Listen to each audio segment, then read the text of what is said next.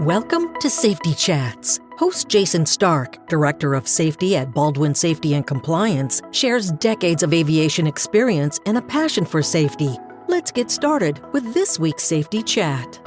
Hey everybody, welcome to the Baldwin Safety Chat. This one I think is going to be, pretty darn practical. By that I mean it's something hopefully we can use. Right now I am in Houston, and seriously, this place is like living on the surface of the sun. It is so incredibly hot right now. And humidity actually adds to the discomfort. So it makes me think about this idea of heat stress, or as it's been recently called or referred to as thermal stress. When we think about heat and its impact on the body, we have to naturally think about the safety of our workers. There is an implication for our flight crews as well that I'd like to just briefly get into, but stress that is put upon your body due to heat or the thermic effect. It is heat stress does significantly diminish performance in an individual, and it can lead to heat-related illnesses. I think we're all pretty familiar with that. That is a function because we, as human beings, we have the ability to regulate our core temperature, and it has to be regulated in a fairly narrow range, right? And this has to be despite the fact of whatever our environmental temperature is. So, when it's like really cold outside, we still have to be able to regulate the core temperature between probably about 35 to 41 degrees Celsius, or roughly 95 to 105.8 Fahrenheit. And so you'll notice that when we're not in an environment that matches our core temperature or close to our core temperature, then the body has to find a way to regulate to maintain that narrow core temperature. So, as you know, in the cold, when it gets really cold, we shiver. If it gets really bad, obviously the blood starts coming towards our core to protect our our vital organs. It removes it from the extremities, which leads to, as we know, frostbite and some of that deadening that happens with frostbite. But when it comes to heat, the main way our body cools itself is through sweating. There are other ways too that cool ourselves. Another way too is shifting the blood to the skin so that it can radiate heat through conduction and convection. And so that's why you notice when you're outside a lot that your skin gets really starting to get pretty hot, and it's the blood is up there. It's trying to obviously radiate that heat into the atmosphere. But like I said, if this thermal stress is not put into check, it can lead to heat-related conditions and illnesses. And I just wanted to go through some of them just for awareness purposes. But the most severe being heat stroke. It is the most serious heat-related issue, and it's when our body can no longer control the temperature. So that means it's like a reactor that's in meltdown. The temperature rises rapidly, our sweating mechanism fails, and our body temperature, our core temperature, can rise to 106 degrees Fahrenheit or higher within 10 to 15 minutes, and that is scary. And as you know, heat stroke can cause permanent disability or death if treatment isn't sought or administered immediately. But some of the things that you might want to look for, and this is where we get to the practical application of the podcast, or whether in your colleagues or in people maybe working out on the ramp, especially in this hot condition. If they're headed towards heat stroke, is confusion, altered mental status. They'll be slurring their speech. If you think they're having a drink when they're not, they're actually something going on, probably with heat stress. They could end up losing conscious. There will be hot, dry skin with little sweating because the sweating stops work. So that's heat stroke. It's very scary. Next is heat exhaustion. It's usually a response to excessive loss of water and salt. We've probably all been there. A day we got dehydrated. We're out playing. We're sweating profusely. And next thing you know, we have headache, nausea, dizziness, weakness, irritability, thirst, heavy sweating, elevated body temperature, and decreased urine output. And these are big things. Truth be told, full transparency. So my wife is co-owner of a CrossFit gym here in Houston, and if you've ever been to a CrossFit gym, otherwise known as a box, they generally don't have climate control. Neither does hers. It's basically the bay doors and some fans. So when it's 98 degrees outside, it's probably about 110, 120 inside the box. And people are working out in this and generally doing very high intensity workouts. So that's one big thing we look for is these signs of heat exhaustion, because that's usually comes on, as does rhabdo, which is our next one. And if you have been in CrossFit at all, you've heard of this condition. It's called rhabdomyolysis, otherwise known as rhabdo. rhabdo, and it's a condition, it's associated with heat stress and prolonged physical exertion. So we have heat stress. If you're out there in the heat and you are doing heavy physical labor, that's when rhabdo can set in. And rhabdo is pretty scary, actually. Rhabdo is the rapid breakdown and rupture in depth of muscle. So your muscle starts dying off and it releases electrolytes and whatnot into your bloodstream. It causes all kinds of problems. Usually signs of that, and this is something for you to watch for too, if you're out horsing around and it's really hot, is muscle cramps and pain. If your urine is abnormally dark, like tea or Coca-Cola color, that's not good. Weakness and exercise intolerance. So rhabdo, again, is a condition of heat stress, but usually heat stress and doing some physical exertion. Then we're moving down to, you'll see that we're getting from most severe to least severe. Next is heat syncope, which is fainting or dizziness that occurs with heat, but it's when you're like standing too long, especially if your knees are locked. If you find yourself you have to stand in a position for a long time, especially in the heat, unlock your knees just slightly. That really helps a lot. But if you're standing for a long time or you're suddenly stand up after lying down, you can end up having fainting or dizziness, lightheadedness from standing too long and suddenly rising. So that's heat syncope, which is a mild form of heat stress. And then finally, you have something like heat cramps and heat rash. Those are the two normal ones. I think we'd say the more common ones that we see. But heat cramps affecting workers who sweat a lot because they're sweating out all that salt and electrolytes, and the muscles will start cramping. And rash, we probably all have experienced that, where an area that in our skin is really irritated because of the fact that we've been excessively sweating, maybe wiping it with a towel, just irritating the skin. So things we need to watch out for. So what we talked about so far, the conditions of heat stress being, things that we have to worry about, especially this time of year, but heat stroke, heat exhaustion, rhabdomyolysis or rhabdo, heat syncope, heat cramps, and heat rash. Those are things that we need to be aware of, and we talked a little bit about the symptoms of those. But so there's certain things that exacerbate the onset of these heat illnesses, and diet pills, sedatives, tranquilizers, caffeinated drinks. Now that's an interesting one. I'd like to get back to that. Excessive alcohol consumption, those can all exacerbate the heat stress effects and the onset of heat stress. But the caffeinated drinks, so those are getting really popular. Some of them saying zero sugar, all natural caffeine. Well, caffeine is still caffeine. It's a diuretic. It pulls water out of your system. So you want to watch out, especially when the energy drinks are really popular, especially getting out there, start of a shift, slamming your energy drink of choice, and then going out into the heat and knowing that can eventually exacerbate heat stress effect. We talked about the signs of heat stress. We talked about what exacerbates it, but I think a lot of times in our mind we think that, heat stress is related to guys and gals that are out on the line, working line service, out in the sun, out in the elements, or mechanics that are in a shop that all they have is maybe just one big fan at the top, but they're working in conditions that are really hot. And I think sometimes we tend to forget, at least I had, when it comes to heat stress, we tend to forget the pilots.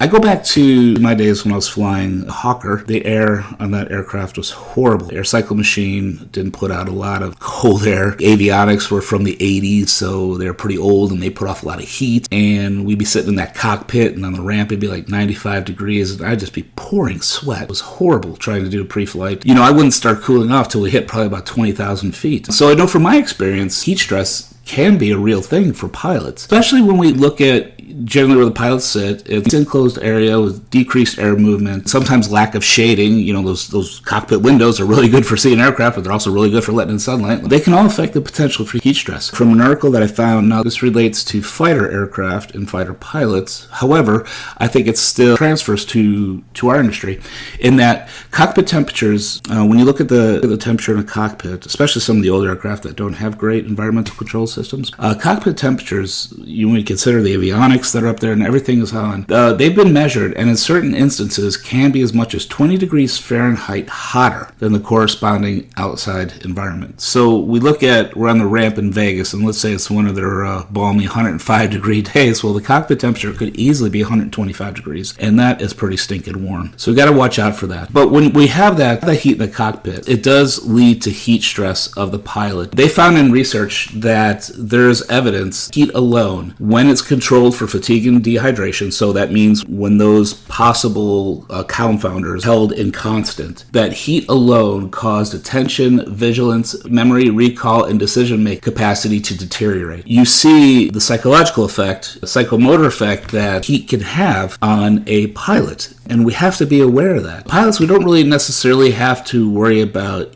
heat stress in terms of heat stress related illnesses, so to speak. But the biggest thing about heat stress for pilots is what this article is saying is dehydration. The effects of dehydration due to heat stress, but the effects of dehydration on performance, they have been found to significantly impact cognitive performance in a negative way. It means that mistakes were more frequently being made starting at 2% dehydration. So you think about that. Your pilot's up there sweating his or her keister off, trying to get the plane ready. It's been sitting on a ramp all day in the sun, 100 degrees, for example. They're up there, they're sweating, they're losing water, they're probably getting dehydrated. What this is saying is that there is a negative impact to their cognitive ability. So their ability to think, their ability for situational awareness is being impaired just by due to the fact they've become dehydrated. And it's starting at 2%. Now the thing I really want to point out here is I'm not taking into account the outerwear of what some of these pilots are wearing. Now, as a corporate pilot, we're generally wearing like a short sleeve epaulet shirt or a short sleeve shirt, slacks, shoes, whatever, or a long sleeve shirt, depending on how spiffy you want to be. But a lot of these studies too were done, like I said, for fighter pilots that are wearing a Nomex suit, a G suit, sometimes a survival suit, helmet, boots, and it adds up. And I'm guessing no fighter pilots are listening to this. I don't want to step out of bounds there, but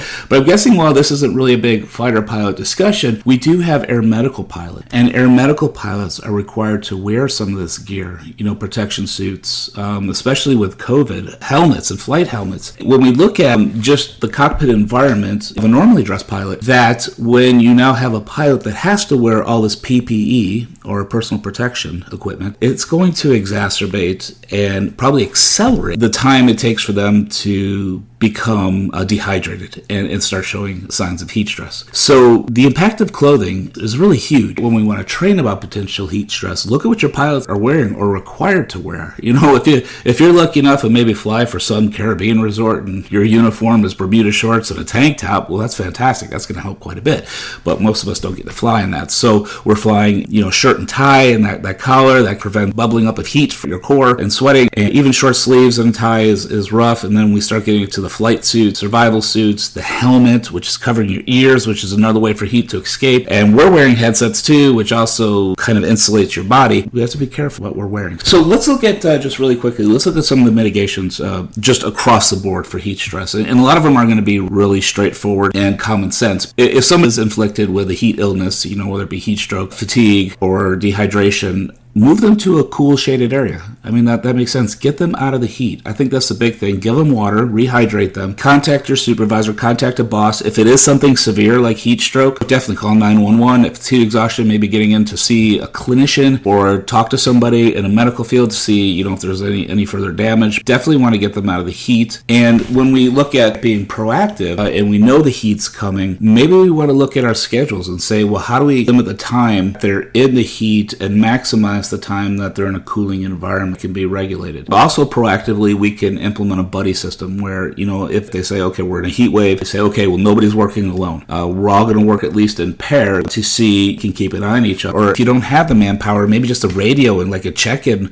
requirement every 5 minutes, whatever it may be, just so that there's a constant connection to people so that nobody's left out and they're suffering. You also want maybe to self-monitor and make decisions based on their own assessment. Am I approaching heat stress, or am I still good to go? Also provide water for your folks. I know on the plane as a pilot we do have water, but here's the interesting thing too. The NIOSH recommendation is we have to provide adequate amounts of cool potable water. Should be less than 15 degrees Celsius, which is obviously 59 degrees Fahrenheit. If those water's been sitting in the plane all day, they're probably warm. That's not really going to be effective. Is if we could have nice cool water that helps to lower the core body temperature as well. Looking proactively, we want to have a heat alert program whenever the Weather Service forecasts a heat wave. So maybe it's not a full-scaled response or emergency response, but let's say a heat wave is forecasted. It'd be nice if you had documented ahead of time a list of triggers or a list of implementations that would happen. Okay, we'll put out 6 jugs instead of 3. We'll do this and this and this. So you're prepared. We also want to look at heat acclimatization. If we know we're going to work in a hot environment, it'd be helpful if you acclimate yourself to the heat. The body is so incredibly adaptable. If you get used to, again, small doses of working in the heat, then next thing you know, your body will be able to withstand higher temperatures more effectively and stave off the heat-related illnesses. If you're interested in that, you just go to any CrossFit box in the middle of summer. Generally, it won't be air-conditioned. Start at 5 minutes at a time. Just do some exercise in the heat. That will do a really good job of getting you acclimated to the heat. The other thing, too, that's important, we really should have heat stress training program, especially something that should be given maybe early spring to allow us to start becoming aware of when we are becoming heat stressed or seeing the signs in others when they're becoming heat stressed and what to do as a result. That should also be something for the pilots, as we talked about. Hey, you're in that cockpit, you're sweating your keister off. What are some signs that you know that you're heat stressed? Is your head starting to hurt? Are you having a hard time concentrating? It might be a sign that you're heat stressed. Rather than due to anything else, maybe it's due to heat and you really need to get some water in you. Training should look at the recognition, the signs and symptoms of heat-related illnesses, proper care and use of heat protective clothing and equipment, and what acclimatization. But what does it mean to become acclimated? That should all be part of the training program. Let's kind of shift here just quickly to pilots. Now, we talked about some general things we can do to mitigate heat stress. It was really interesting. Some of these articles talked about things, especially for pilots, to help mitigate the potential for heat stress. Is one, keep the jet cool during pre-flight. If you can, maybe get that cockpit nice and cool before you're sitting up there, for 30 minutes doing your switchology and getting ready for the flight. So you want to keep it cool if you can. Request that the jet parked in the shade, not always ideal. I know down here in Houston, a couple of the FBOs do have awnings that can fit a couple jets under them. Maybe get that jet under the awning and get that APU going, the ACM, so that you can get it really cool down in there for you. Again, that's related to the first, but consider having ground crew pre-cool the cockpit. Maybe if you guys can splurge and they have an AC cart and they can just stick a hose in there before you give it to the airport. I know that's like living the life of luxury, but hey, if that's something you can do, that can help cool it down. This one I found kind of interesting and funny is minimize long sun-exposed walks to the jet. So especially when, as a corporate pilot, if you're flying to some of those events and they park you out in the back 40, you're going to end up having like a mile walk to your jet in the beating sun. If we can minimize that or avoid it, that would be wonderful, because they're saying that when you're exposed to the sun and you're walking, obviously you're breathing out water vapor, and obviously the sun is heating up your core, so that's also going to exacerbate the onset of potential dehydration and heat stress. So, and another thing too that I can attest to this is, I know a lot of us like to work out, but if you're going to go out and work in the plane, you're going to prepare for a flight, the ramp's hot, try to avoid exercising up to 4 hours prior to the flight. Because I know after I work out, especially in the box here, it's like 100 some degrees, I am probably sweating for at least 2 hours after that, and my core temperature is just screaming. Chances are too, even if you're in a climate controlled gym, your core temperature is rising, and you all know that when you exercise, your metabolism is still really running. It's revving even after you're done exercising. So that's generating heat. Give your body a chance to cool down. So give yourself 4 hours before you, from the time you work out to the time you go out there on the ramp with your jet. And one interesting thing too, and I'll stop here with the mitigations, you might want to include this idea of heat stress into your pre-flight operational risk management, or your FRAT, or whatever you want to call it, but your pre-flight evaluation. And there is, interestingly enough, there is an index out there that kind of gives warning zones based on what's called the dry bulb temperature, or the ambient temperature. The dry bulb temperature and the wet bulb temperature. The wet bulb temperature speaks to the humidity in the atmosphere. These two temperatures form this index. It's called the Fighter Index of Thermal Stress, or FITS, F-I-T-S, Fighter Index of Thermal Stress. You can Google it and look it up. But they have this, it's a chart that gives regions that are good, not so good, and really not good. You can use that as part of of your pre-flight planning, and also when you look at your operational risk management. When we're doing these frats and determining, hey, what are some things that could really impact the safety of this flight? Well, okay, this is what the temperature and the dew point temperature is. Well, then in this danger zone, we need to mitigate somehow, and that would be something that you might want to consider putting into your frat. Now, the interesting thing, going back to the clothing aspect, that the fits, the Flight Index of thermal stress, when it gives those regions, it doesn't take any considerations for some of those suits that the pilots wear. So maybe for like an ordinarily dressed pilot, short sleeve, tie, slacks, shoes, maybe this is more applicable. But one asterisk though is that if your pilots are out there wearing Nomex flight suits, or even your clinicians that are helping the folks in the back, when you're wearing all these things, what you see in that index is obviously going to be increased because of what you're wearing. There you have it. Yeah, I thought this was pretty practical. I don't know what you guys thought. The other day I was thinking about this because it's important. Being humans, and again, regulating in a small thermal window, heat can really play havoc with that. And we have to be careful.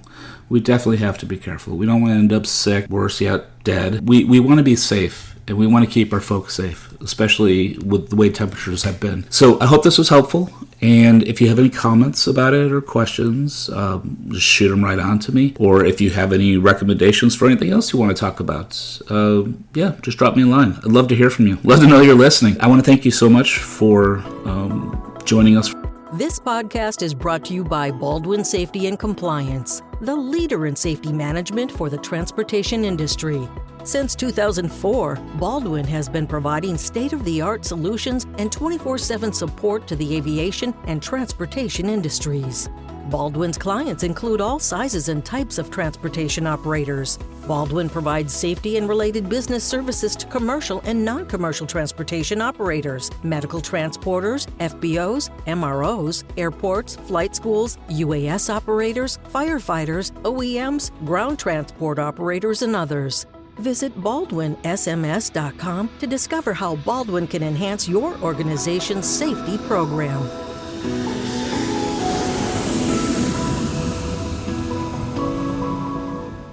This one, and I really hope to see you at the next one. Till then, stay safe.